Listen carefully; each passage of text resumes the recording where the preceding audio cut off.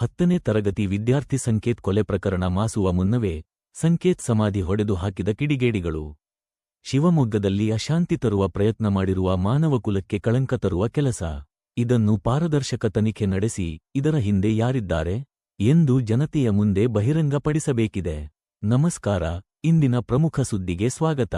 ನೀವು ಇನ್ನೂ ನಮ್ಮ insight news 14 YouTube channel subscribe ಮಾಡಿಲ್ಲವೆಂದರೆ ಕೂಡಲೇ ಸಬ್ಸ್ಕ್ರೈಬ್ ಮಾಡಿಕೊಳ್ಳಿ.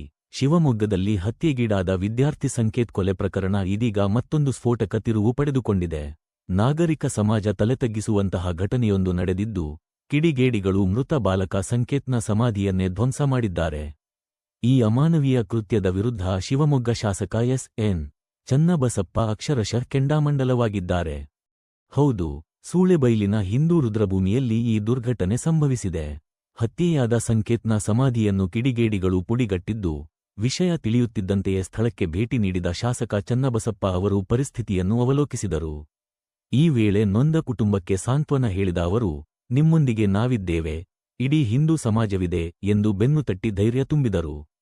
ಇನ್ನು ಮಾಧ್ಯಮಗಳೊಂದಿಗೆ ಮಾತನಾಡಿದ ಶಾಸಕರು ಮುಸ್ಲಿಂ ಸಮುದಾಯದ ವಿರುದ್ಧ ನೇರ ವಾಗ್ದಾಳಿ ನಡೆಸಿದ್ದಾರೆ. ಸಂಕೇತ್ ಹತ್ಯೆಯಾದಾಗ ಕ್ಯಾಂಡಲ್ ಹಿಡಿದು ಮೌನಾಚರಣೆ ಮಾಡಿದ ಮುಸ್ಲಿಂ ಸಮಾಜ ಇಂದು ಎಲ್ಲಿ ಅಡಗಿದೆ? ಸಮಾಧಿಯೊಡೆದ ಕಿಡಿಗೇಡಿಗಳ ಬಗ್ಗೆ ಅವರು ಯಾಕೆ ಮೌನವಾಗಿದ್ದಾರೆ ಎಂದು ಪ್ರಶ್ನಿಸಿದರು. ಸಂಕೇತ್ ಹತ್ಯೆ ಮಾಡಿದವರು ನಶೆಯಲ್ಲಿದ್ದರು ಎಂದು ಹೇಳುತ್ತೀರಿ, ಈಗ ಸಮಾಧಿಯೊಡೆದಿದ್ದಾರಲ್ಲ, ಇದು ಯಾವ ನಶೆ ಎಂದು ಶಾಸಕರು ಗುಡುಗಿದರು. ಕೊಲೆ ಮಾಡಿದವರು ಜೈಲಿನಲ್ಲಿದ್ದಾರೆ, ಆದರೆ ಕೊಲೆ ಮಾಡಿಸಿದವರು ಯಾರು? ಈ ಸಮಾಧಿಯೊಡೆಯಲು ಪ್ರೇರೇಪಿಸಿದ ಶಕ್ತಿಗಳಾವು? ಈ ಪ್ರಕರಣವನ್ನು ಸರ್ಕಾರ ಲಘುವಾಗಿ ಪರಿಗಣಿಸಬಾರದು, ಬೇಕಿದ್ದರೆ ತನಿಖೆ ಮಾಡಿಸಿ ಎಂದು ಒತ್ತಾಯಿಸಿದರು. ಶಾಸಕರು ಪೊಲೀಸ್ ಇಲಾಖೆಯ ವಿಳಂಬ ಧೋರಣೆಯ ಬಗ್ಗೆಯೂ ಅಸಮಾಧಾನ ವ್ಯಕ್ತಪಡಿಸಿದ್ದು, ಘಟನೆ ನಡೆದು 3 ದಿನವಾದರೂ ಆರೋಪಿಗಳ ಪತ್ತೆಯಾಗಿಲ್ಲ.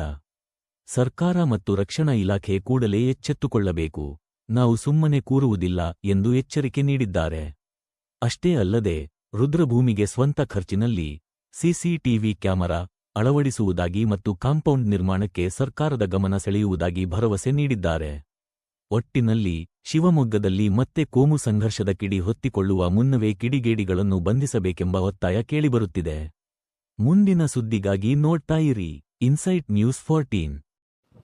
ಮಾಡಲಾಗತ್ತೆ, ಮಾಡಲಾದ್ಮೇಲೆ ಮುಗಿತು ಅಂತ ಅನ್ಕೊಳ್ತಿದ್ವಿ ನಾವು. ಆದ್ರೆ ಸಮಾಧಿನೂ ಒಡೆದು ಹಾಕುವಂತ ಒಂದು ಮಾನಸಿಕತೆ ಈ ಮುಸಲ್ಮಾನ್ ಸಮಾಜದಲ್ಲಿ ಇದೆ ಅಂತ ಆದ್ರೆ, ಅಥವಾ ಕಿಡಿಗೇಡಿಗಳಲ್ಲಿ ಇದೆ ಅಂತ ಆದ್ರೆ, ಹಾಗಾದ್ರೆ ಎಲ್ಲಿಗೆ ಹೋಗ್ತಾ ಇದೀವಿ ನಾವು ಯೋಚನೆ ಮಾಡುವಂತ ಬಹಳ ಅಗತ್ಯ ಇದೆ ಅಂತ ಅನಿಸ್ಲಿಕ್ಕೆ ಪ್ರಾರಂಭ ಆಗಿದೆ ನನಗೆ. ಈ ಕೃತ್ಯ ನಡೆದಿದೆ ಇವತ್ತು, ಎಲ್ಲರೂ ಯೋಚನೆ ಮಾಡಬೇಕಾಗಿರುವಂತ ಸಂಗತಿ ಇದೆ. ಸರ್ಕಾರ ಮಾತ್ರ ಅಷ್ಟೇ ಅಲ್ಲ, ಮುಸಲ್ಮಾನ್ ಸಮಾಜ ಇದಕ್ಕೆ ಉತ್ತರ ಕೊಡಬೇಕಾಗತ್ತೆ ಇವತ್ತು. ಹಾಗಾದ್ರೆ ಯಾರು ಹೊಡಿತಾರೆ? ಯಾಕೆ ಹೊಡಿತಾರೆ? ಈಗಲೂ ಏನೋ ನಿಷಾದಲ್ಲಿ ಬಂದು ಹೊಡೆದಿದ್ದಾರೆ ಅಂತ ಅನ್ಕೋಬೇಕಲ್ಲ ನಾವು. ಯಾರು ನಿಷಾದಲ್ಲಿ ಬಂದು ಅವನನ್ನು ಕೊಲೆ ಮಾಡಿದ್ರು ಅವರೆಲ್ಲ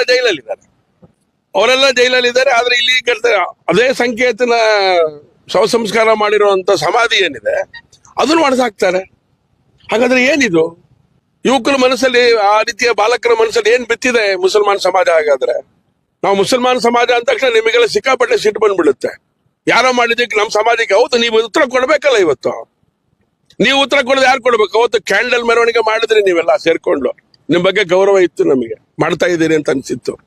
ಕೊಲೆ ಮಾಡುತ್ತೆ, ಕೊಲೆ ಮಾಡಿಸೋದವ್ರು ಯಾರು ಅಂತ ಗೊತ್ತಾಗಲ್ಲ, ಆದ್ರೆ ಕೊಲೆ ಮಾಡಿದವ್ರು ಸಿಕ್ಕಾಕೊಳ್ತಾರೆ.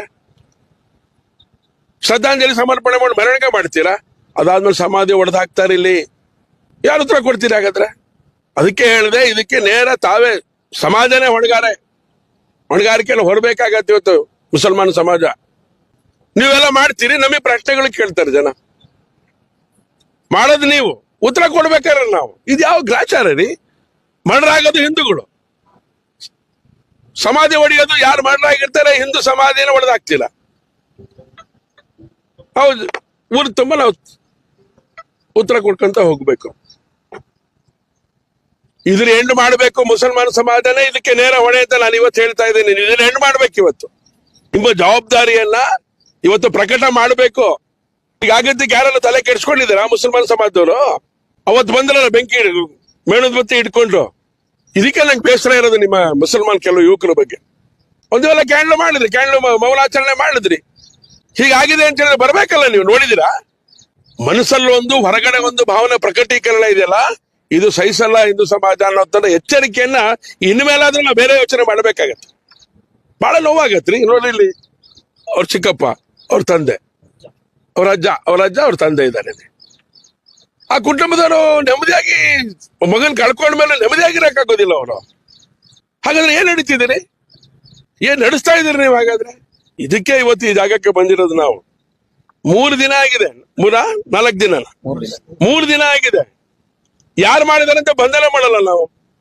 ಜೈಲಲ್ಲಿ ಇದ್ದಾರೆ, ಕೊಲೆ ಮಾಡಿದವರು. ಕೊಲೆ ಮಾಡ್ಲಿಕ್ಕೆ ಯಾರಿಗೆ ಅವಕಾಶ ಆಗಿರ್ಲಿಲ್ಲ. ಅವ್ರು ಹಾಗಾದ್ರೆ ಈ ಸಮಾಧಿ ನೋಡಿದ್ರ? ಅವ್ರು ಯಾರು? ಕೊಲೆ ಮಾಡಲ್ಲ ಟೈಮಲ್ಲಿ ಇರ್ಲಿಲ್ಲ ಮಾರ, ಅದಕ್ಕೋಸ್ಕರ ಬೇಜಾರಾಗಿದೆ ಅಂತೇಳಿ ಅವನಾರು ಬಂದು ಮತ್ತೆ ಹೊಡೆದಾಕಿದಾನೆ ಸಮಾಧಿ. ಹುದುಗಿರ ತೆಗಿಯಕ್ ಹೋಗಿದ್ದಾನ ಅವನು. ಎಚ್ಚೆತ್ಕೋಬೇಕು. ರಕ್ಷಣಾ ವ್ಯವಸ್ಥೆ ಗೌರವ ಇಟ್ಕೊಂಡು ಕೆಲಸ ಮಾಡ್ತಿರೋರು ನಾವೆಲ್ಲ. ಇದನ್ನ ಹಗುರವಾಗಿ ತಗೊಂಡ್ರೆ ರಕ್ಷಣಾ ಇಲಾಖೆ ಬಗ್ಗೆ ಇರುವಂತ ಗೌರವನು ಕೂಡ ನುಚ್ಚುನೂರಾಗತ್ತೆ. ಇವತ್ತು ಯುವಕರಿದ್ದೀರಿ, ಇಲ್ಲಿರೋರೆಲ್ಲ ಯುವಕರಿದ್ದೀರಿ. ಮತ್ತೆ ಎಷ್ಟೆಷ್ಟು ವರ್ಷದಿಂದ ಕೆಲಸ ಮಾಡಿದ್ರಿ. ಯಾರು ಏನು, ಪ್ರತಿ ಮನೆ, ಪ್ರತಿ ವ್ಯಕ್ತಿ, ಪ್ರತಿ ಇಂಚ್ ಗೊತ್ತಿರೋ ನೀವೆಲ್ಲ ಗಂಭೀರವಾಗಿ ತಗೊಳ್ಬೇಕು. ಈ ಹಿಂದೂ ಸಮಾಜ ಇದನ್ನು ಸಹಿಸೋದಿಲ್ಲ ಅಂತ ಮಾತನ್ನ ಈ ಸಂದರ್ಭ ಹೇಳ್ತೇನೆ. ಆ ಕುಟುಂಬಕ್ಕೆ ನಾವು ಧೈರ್ಯ ಕೊಡ್ತೇವೆ. ನಿಮ್ ಜೊತೆ ನಾವು ಇದೀವಪ್ಪ. ಇವತ್ತು ಸಮಾಧಿ ಹೊಡೆದಿದ್ದಾರೆ. ಅವ್ರ ಮನೇಲಿ ಒಬ್ಳು ಹೆಣ್ಮಗಳಿದ್ದಾಳೆ, ಅವರ ಅಕ್ಕ, ಅವ್ರ ತಂದೆ ಇದ್ದಾರೆ, ತಾಯಿ ಇದ್ದಾರೆ. ಅವ್ರ ಬಗ್ಗೆ ರಕ್ಷಣೆ ಕೊಡೋರು ಯಾರಾಗಾರೆ? ಸಮಾಧಿನ ಹೊಡೆಯುವಂತ ಮಾನಸಿಕತೆ ಇರೋರು ತಂದೆ ತಾಯಿಗೆ ಬಿಡ್ತಾರೆ ಅವರು. ಈ ಪ್ರಶ್ನೆ ಕೇಳಿದ್ರೆ ನಿಮಗೆ ಏನ್ ಸರ್ ಹಿಂಗೆಲ್ಲ ಮಾತಾಡ್ತೀರಿ ಅಂತ ಅಂತೀರಿ ನೀವು. ಹೆಂಗ್ ನಂಬಿಕೆ ಇಟ್ಕೋಬೇಕು ಹೇಳಿ ಅವ್ರ ಬಗ್ಗೆ? ಮುಸಲ್ಮಾನ್ ದುಷ್ಟ ಸಮಾಜ ಏನಿದೆ, ದುಷ್ಟರು ಯಾರಿದ್ದಾರೆ, ಆ ಸಮಾಜದವರು ಅವ್ರನ್ನ ಪತ್ತೆ ಮಾಡಬೇಕು. ಅವ್ರನ್ನ ನೀವು ಮಟ್ಟ ಹಾಕಬೇಕು. ಹಗುರವಾಗಿ ತಗೋಬೇಡಿ ಇದನ್ನ ಮುಸಲ್ಮಾನ್ ಸಮಾಜ.